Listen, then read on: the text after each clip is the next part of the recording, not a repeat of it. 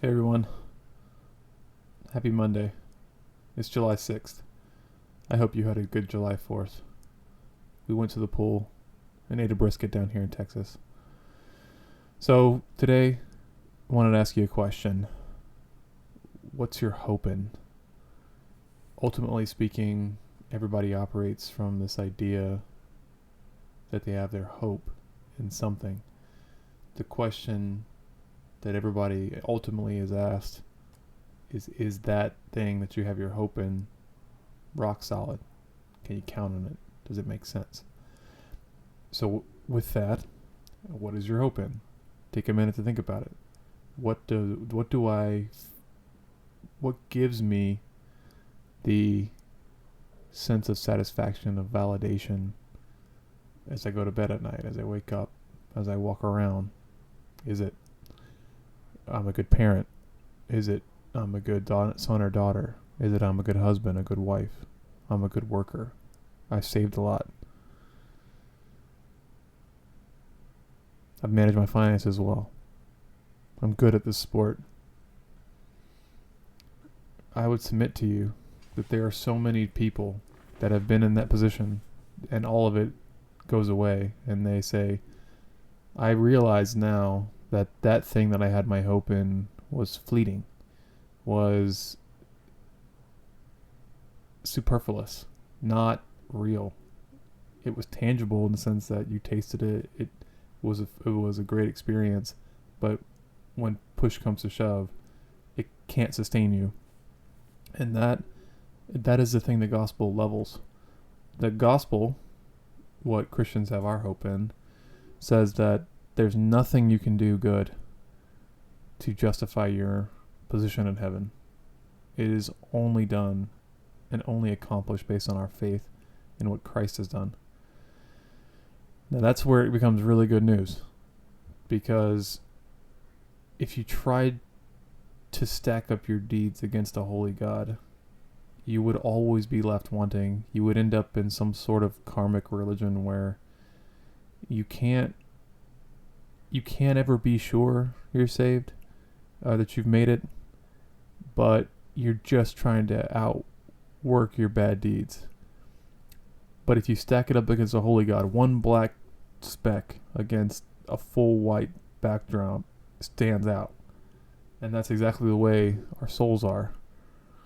They are not just a speck, but they are riddled with lies and deceit, anger, bitter, jealousy, strife.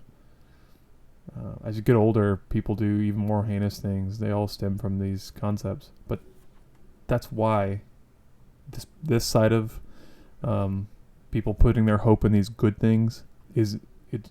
That's why the gospel is good news for them, because if you can take a sober look at it, you realize you can't make it. On the other side of things, that's also why it's good news. So what are you down about? Is it because you're failing? Is it because you failed a test, or you didn't live up to some commitment you had? Were you mean to someone? Were you a drug addict? Did you kill someone? Did you have any kind of bad thing that happened to you that you passed on to somebody else? Did you tell a lie? That is not what keeps you out of heaven. That was the whole point of Christ's message, that your righteousness is not based on you. It's based on what he did. And that's what levels every person. I can't ever look at another person and think I am better than them or I am less than. You look at each person as someone who's fallen from grace, someone who needs to be saved the same way that you need to be saved, the same way that I need to be saved. There is no escaping that requirement that God asks for, the perfect sacrifice. And there's nothing we can do to offer that. The only thing we have is to hold on to the one who did do that.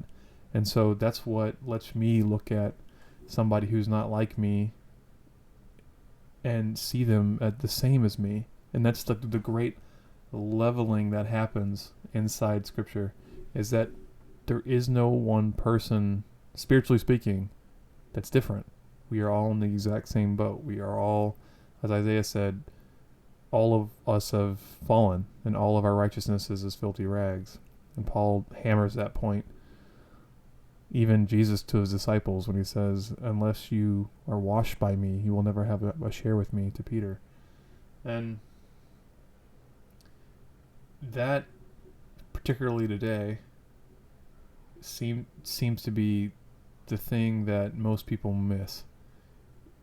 Nationalism happens. I'm an American who's a Christian, or I'm a Chinese Christian, or I'm a Chinese whatever, or I'm an Indian this person, or I'm Hispanic that, or I'm an African American this. And their identities, people who say that, their identities are wrapped up in that I am this, then all these other things.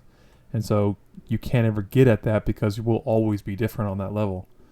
If you say, I'm a sinner saved by grace, what difference do I have from you on the most foundational level? There are superficial differences. There's male and female. There's tall people. There's short people. There's old, young, people who have a lot of kids, people who don't have any kids. Some people are widowers. Some people are widows. Some people have great success in business. Some people never make it. There are differences amongst people, but they're at best, when you're couching it against a perspective of spiritual things, they're superficial. And so ultimately what we all need is redemption. What we all need is catharsis with the Father, with the person who created us. And everyone's looking for that same thing. Everybody's trying to find it.